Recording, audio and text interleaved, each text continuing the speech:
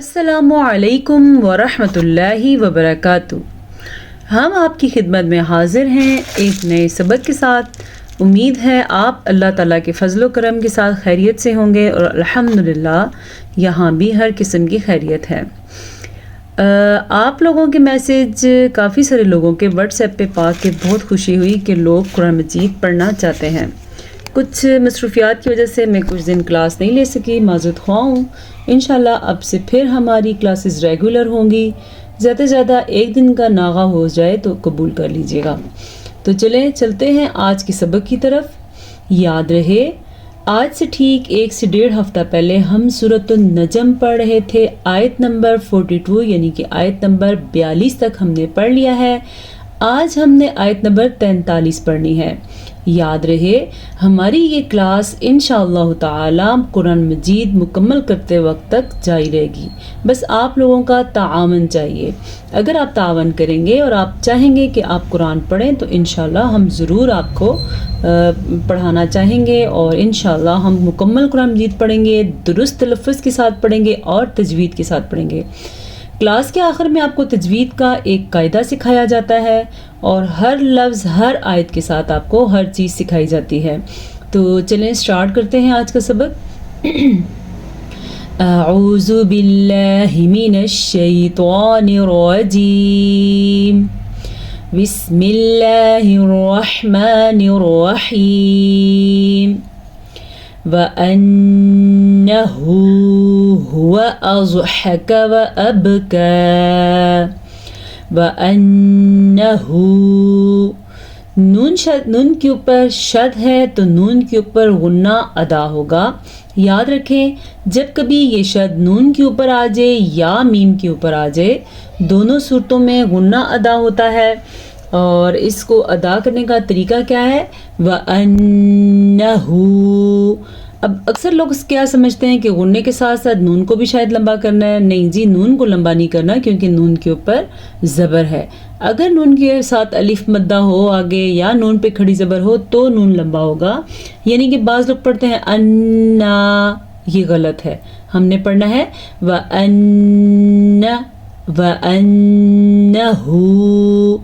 یہ بھی وہ ہا ہے جو حلق کے آخری حصے سے نکلتی ہے، اور یہ 2 آنکھوں والی جو ہا ہے یہ دونوں ایک ہی ہیں، یہ دونوں ایک ہیں، حلق کے آخری حصے سے نکلتی ہیں۔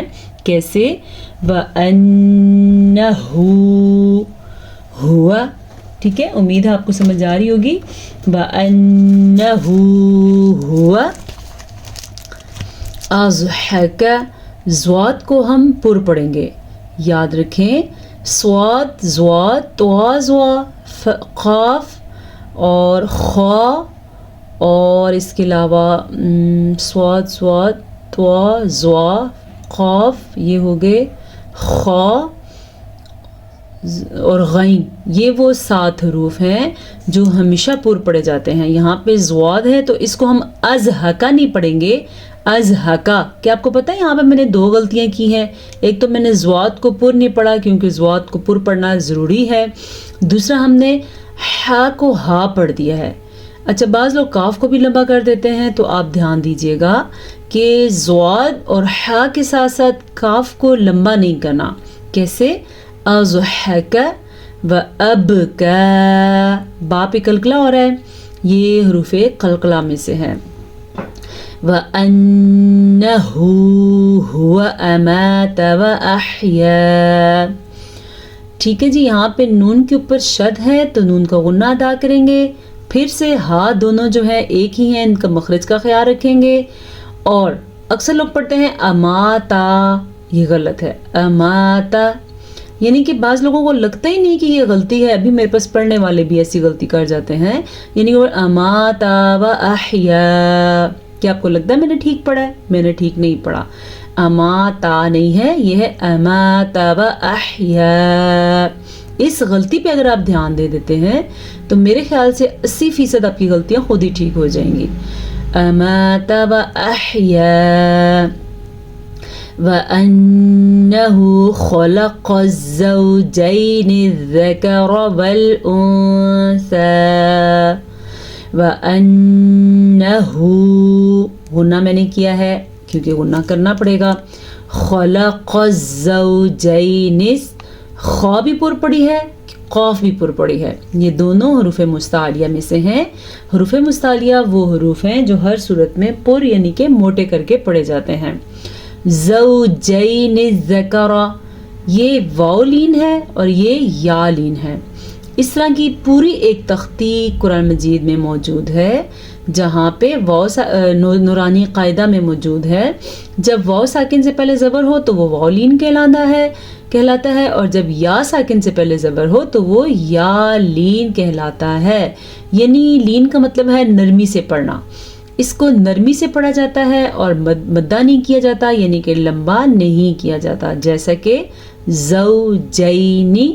ٹھیک ہے، واو مدہ اور یا مدہ، الف مدہ کھینچ کے پڑھے جاتے ہیں، لیکن لین جو ہے نرمی سے اور شارٹ کم مقدار کے ساتھ پڑھے جاتے ہیں. ذکر، را کو میں نے پر پڑھا ہے کیونکہ را پہ زبر ہے. را پہ زبر آ جائے یا را پہ پیش آ جائے تو را پر یعنی کہ موٹی کر کے پڑھی جاتی ہے. والانثی، نون ساکن کے بعد سا حروف اخفا میں سے آیا ہے تو نون ساکن کی آواز کو ہم چھپا لیں گے. کیسے؟ والانثی. اس میں کافی دفعہ میں حروف اخفا پہ یعنی کہ اخفا کے قاعدہ پہ ڈیٹیل ویڈیو بنا چکی ہوں. اگر آپ چاہیں تو آپ سابقہ کلاسز میں دیکھ سکتے ہیں. من نطفۃ اذا تمنی، یہاں پہ ادغام بالغنہ کا قاعدہ ہو رہا ہے، اس لیے ہم نے یہاں پہ غنہ کیا ہے. نون ساکن کے بعد نون آ گیا ہے تو یہاں پہ ادغام بالغنہ ہوگا. اور یہاں پہ اظہار کا قاعدہ ہے. انشاءاللہ آج کی کلاس میں آپ کو اظہار کا قاعدہ ہی سکھایا جائے گا. اظہار کا قاعدہ کیا ہوتا ہے؟ نون ساکن یا تنوین کے بعد حروف حلقی میں سے کوئی حرف آ جائے تو وہاں پہ نون ساکن اور تنوین کی آواز کو ظاہر کر کے پڑھا جاتا ہے. کیسے؟ من نطفۃ اذا تمنی، الف مدہ. وَأَنَّ عَلَيْهِ النَّشْأَةَ الْأُخْرَى. اب آپ نے دھیان دیا یہاں پہ بھی ہم نے غنہ کیا ہے، یہاں پہ بھی غنہ کیا ہے کیونکہ نون کے اوپر شد آ رہی ہے. اچھا جی، علیہ، یہ غلطی عام طور پہ کی جاتی ہے. علیہ کو علیہ پڑھا جاتا ہے. علیہ اور لفظ ہے اور علیہ اور لفظ ہے. عین کو نکالنے کے لیے آپ کو پریکٹس کرنی ضروری ہے. میرے ساتھ کریں، علیہ علیہ، آگے جوڑ رہے ہیں، علیہ النشأۃ الاخری. خا کو ہم پر پڑھیں گے کیونکہ خا حروف مستعلیہ میں سے ہے اور را کو ہم اس لیے پر پڑھیں گے کیونکہ را کے اوپر کھڑی زبر ہے.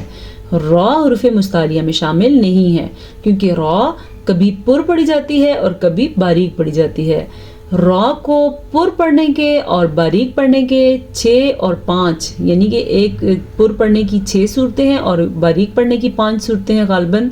اس پہ میں ڈیٹیل ویڈیو بنا چکی ہوں، آپ ضرور وہ ویڈیو دیکھیں. میں نے ہیڈنگ دی ہوئی ہے را کا بیان، اس میں آپ کو بہت اچھی طرح سمجھ آ جائے گا کہ کون سی را پر پڑھنی چاہیے اور کون سی باریک. کافی ساری چیزیں اس میں، لیکن سمپلی را کے اوپر زبر اور پیش ہو تو را پر پڑھیں گے، را کے نیچے زیر ہو تو را باریک پڑھیں گے. وَأَنَّهُ هُوَ أَغْنَى وَأَقْنَى. وَأَنَّهُ غنہ، ہوا ہوا نہیں پڑھنا آپ نے، یا ہوا بھی نہیں پڑھنا آپ نے پڑھنا ہے ہوا. اغنى اغنى، غین کو پر پڑھنا ہے کیونکہ غین حروف مستعلیہ میں سے ہے. وَأَقْنَى. اب قاف پہ ہم نے 2 چیزوں کا خیال رکھنا ہے. ایک تو ہم نے قاف کو پر یعنی کہ موٹا پڑھنا ہے، دوسرا قاف کے اوپر ہو رہا ہے قلقلہ. قلقلہ کہتے ہیں جب کسی لفظ کے اوپر جھٹکے کی آواز پیدا ہو تو اسے قلقلہ کہتے ہیں. وہ لفظ صرف اور صرف 5 لفظ ہیں. کون کون سے؟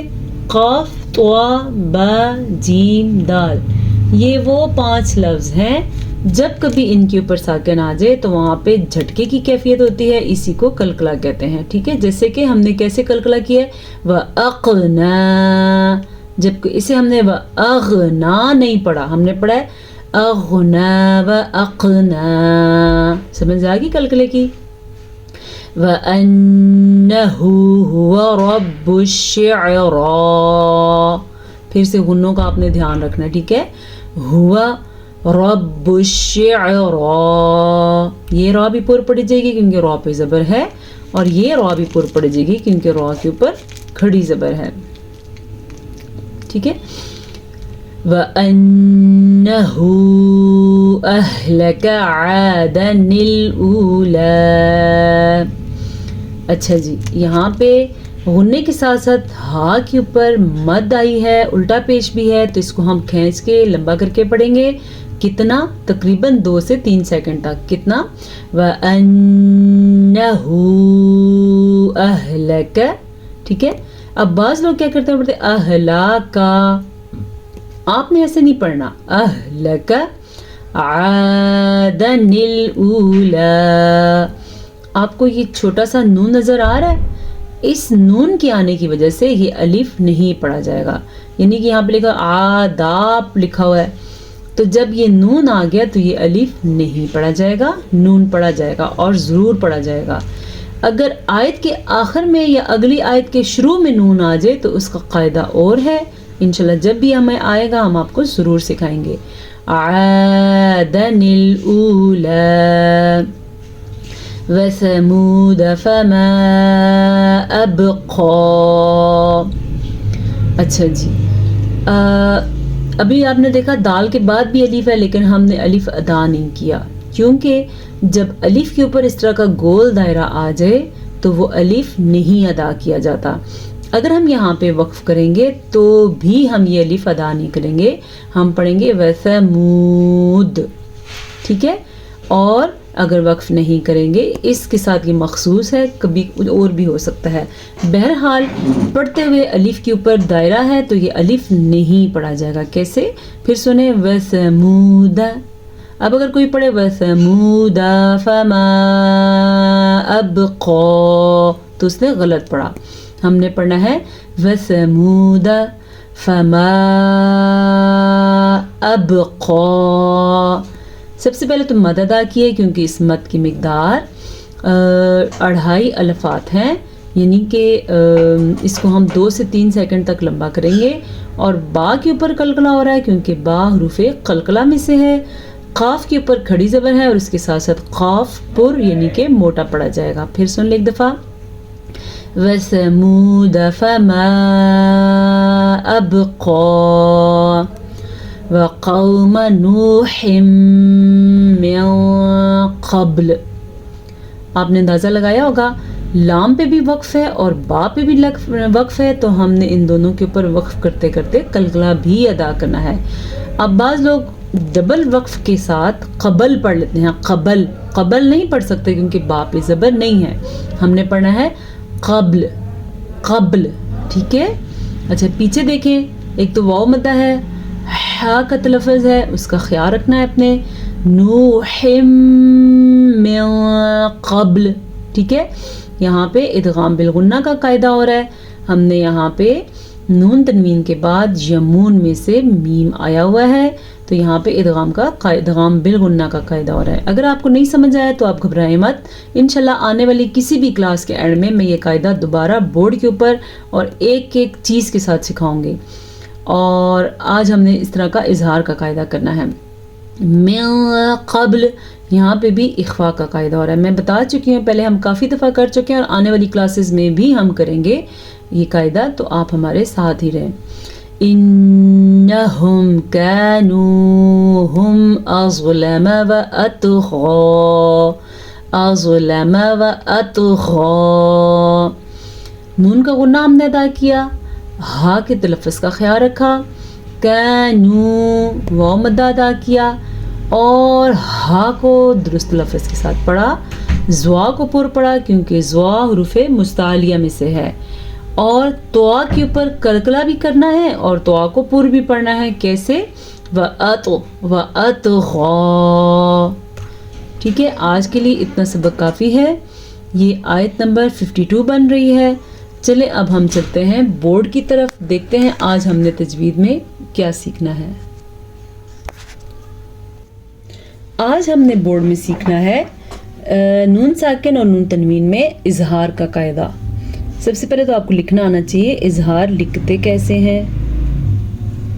اظہار ایسے لکھتے ہیں، یہ تو اردو کا بہت مشہور لفظ ہے، آپ کو آتا ہی ہوگا۔ اور اب قاعدے کی طرف آتے ہیں تو قرآن مجید میں نون ساکن کہتے ہیں اسے، اور نون تنوین کہتے ہیں جب کسی بھی حرف کے اوپر 2 زبر آ جائے، 2 زیر آ جائیں اور 2 پیش آ جائیں۔ تنوین کہتے ہیں اسے، اور نون تنوین اس لیے کہتے ہیں کیونکہ اس کو پڑھتے ہوئے نون کی آواز آتی ہے۔ کیسے؟ جیسا کہ با 2 زبر بن، جیسا کہ سا 2 زبر سن، جیسا کہ یا 2 زیر ین، اسی لیے اس کو نون تنوین کہتے ہیں۔ آپ نے ایک چیز کا خیال رکھنا ہے کہ نون ساکن اور نون تنوین آپ نے سمجھ لینی ہے۔ نون کے اوپر ساکن آ جائے تو اسے نون ساکن کہتے ہیں، اور کسی بھی حرف کے اوپر 2 زبر 2 زیر 2 پیش آ جائے تو اسے نون تنوین کہتے ہیں۔ اگر آپ کو اتنی بات سمجھ آ گئی ہے تو سمجھے آپ تجوید کے 4 بڑے بڑے قاعدے بہت ہی آسانی سے سمجھ سکتے ہیں۔ آگے ہم چلتے ہیں اپنے اس قاعدے کی طرف۔ یاد رکھے نون ساکن یا تنوین کے بعد حروف ہلکی میں سے کوئی حرف آ جائے۔ حروف ہلکی کتنے ہیں؟ حروف ہلکی 6 ہیں۔ کون کون سے؟ حمزہ، حمزہ بھی ہو سکتا ہے، اور الف، کیونکہ الف کے اوپر جب زبر زیر پیش آ جائے تو وہ بھی حمزہ بن جاتا ہے۔ یہ دونوں ایک لفظ کاؤنٹ ہوں گے، زبر زیر پیش کے ساتھ ہوتا ہے، اسے حمزہ کہتے ہیں۔ بہرحال حمزہ، حمزہ ہا، عین ہا، ٹھیک ہے، اور غین خا۔ سمجھ آ رہا ہے؟ ایک منٹ اس کو دوبارہ لکھتی ہوں۔ سب سے پہلے حمزہ ہا، عین ہا اور غین خا، یہ ہیں حروف ہلکی۔ ان کو کیسے لکھتے ہیں یہ یاد کر لیں، یہ بڑے اہم حروف ہیں۔ ان کا تعلق حلق یعنی گلے کے ساتھ ہوتا ہے، اس لیے ان کو حروف ہلکی کہا جاتا ہے۔ ٹھیک ہے، اتنی بات بھی سمجھ آ گئی ہے۔ اب میں آپ کو بتاتی ہوں اصل قاعدہ۔ یاد رکھیں جب کبھی قرآن مجید میں نون ساکن کے بعد حروف ہلکی میں سے کوئی حرف آ جائے تو وہاں پہ اظہار کا قاعدہ ہوتا ہے، یعنی نون کو اور تنوین کو ظاہر کر کے پڑھتے ہیں۔ نون ساکن کے بعد آ سکتا ہے من خیرن،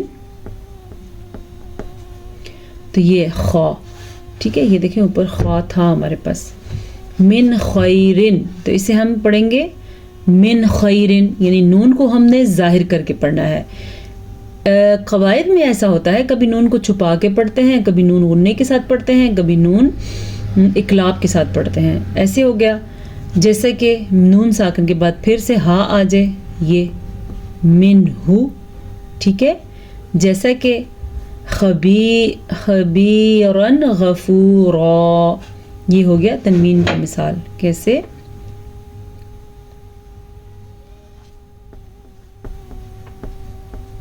یہ آ گیا تنوین، خبیرن، خبیرن غفورا، یہ ٹھیک ہے، سمجھ آ گیا آپ کو؟ یہ تنوین کے بعد غین آ گیا تو اسے ہم نے ظاہر کر کے پڑھا، اس پہ کہیں غنہ کسی قسم کا رکنا نہیں ہے۔ یہاں پہ رک گئے تو ہم بڑی غلطی کر لیں گے، یعنی بعض لوگ پڑھے خبیرن، نہیں، خبیرن غفورا۔ اسی طرح یہ سارے حروف ہلکی میں سے کوئی سا بھی حرف آ جائے تو وہاں پہ اظہار کا قاعدہ ہوگا نون ساکن کے بعد اور نون تنوین کے بعد۔ امید ہے آج آپ کو اظہار کا قاعدہ اچھے طریقے سے سمجھ آ گیا ہوگا۔ اسی طرح انشاءاللہ آپ کو تجوید میں ساری چیزیں سکھائیں گے، کافی ساری سکھا چکے ہیں، وہی چیزیں بار بار دہرائی ہوں گی کیونکہ کچھ لوگ نئے آنے والے ہوتے ہیں اور کچھ پرانے لوگوں کی بھی دہرائی ہو جاتی ہے۔ اجازت چاہتے ہیں، السلام علیکم ورحمۃ اللہ وبرکاتہ۔